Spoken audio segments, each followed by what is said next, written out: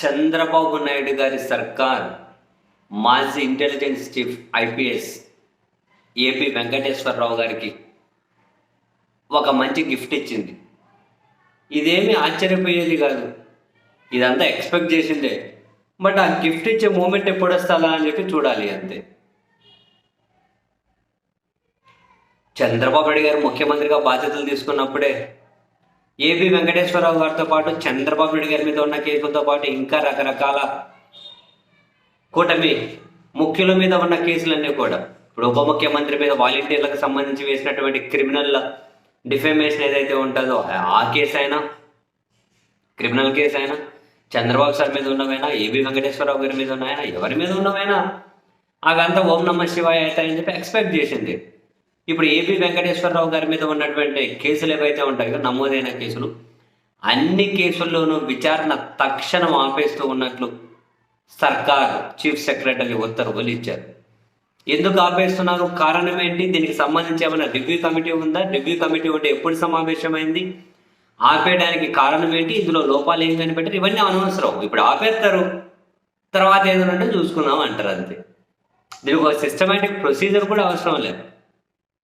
ఇప్పుడు చంద్రబాబు గారు అధికారంలో ఉన్నారు, ఇప్పుడు 14 నుంచి 19 వరకు చంద్రబాబు గారు అధికారంలో ఉన్నారు. అప్పుడు ఇంటెలిజెన్స్ చీఫ్గా ఏపీ వెంకటేశ్వరరావు గారి మీద అప్పుడే పెద్ద ఎత్తున విమర్శలు వచ్చాయి. ఆ తర్వాత జగన్మోహన్ రెడ్డి గారు వచ్చారు, ఆయన సస్పెండ్ అయ్యారు కేసులు. తర్వాత చంద్రబాబు సార్ వచ్చారు, ఆయన మీద ఎత్తేశారు. మళ్ళీ ప్రభుత్వం మారితే మరొకరి మీద. సో ఒక సిస్టము, ఒక ప్రొసీజరు, దానికి ఒక వ్యవహారం ఉంటుంది. ఎవరు అధికారంలో ఉంటే వాళ్ళకి కావాల్సిన వాళ్ళ కేసులు ఎత్తేసుకోవాలి, ఎదుటి వాళ్ళ మీద కేసులు పెట్టుకుంటూ పోవాలి. ఇంకొకరి అధికారంలోకి అయితే వాళ్ళ మీద ఎత్తేసుకోవాలి, వీళ్ళ మీద కేసులు పెట్టుకోవాలి. అబ్బా, సిస్టమ్ ఇంత ఫ్లెక్సిబుల్ అనేది ఎప్పుడు ఫ్లెక్సిబులే. ఉన్నోడికి అనుకూలంగా అధికారంలోనో, డబ్బులోనో, ఇంకో దాంట్లో ఉన్నోడికి అనుకూలంగా ఎప్పుడు సిస్టమ్ పనిచేస్తుంది. కానీ పేదోడి మీద, చిన్న చితక మీద, అధికారానికి దూరం ఉన్న వాళ్ళ మీద సిస్టమ్ బ్రహ్మాండంగా అబ్బో ప్రతాపం అంతా చూపెడుతూ ఉంటుంది, అందరికీ తెలిసిందే. ఇంకా ఇప్పుడు మరీ ముఖ్యంగా ఆంధ్రప్రదేశ్లో అయితే చాలా భ్రష్టు పట్టిపోతున్నాయి సిస్టమ్స్, అందులో అయితే అనుమానం అక్కర్లేదు.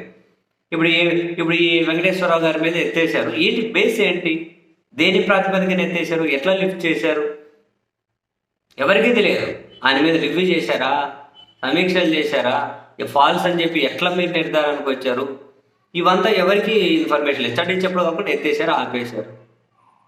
ఇంకా అంతే, అందరి మీద కేసులు ఇంతే. అటు సైడ్ వాళ్ళ మీద పెట్టుకుంటూ పోతారు. మళ్ళీ అటు సైడ్ వాళ్ళ అధికారం వస్తే అవన్నీ జంప్ ఎగిరిపోతాయి, మళ్ళీ ఇలా మీద పెట్టుకుంటూ పోవాలి.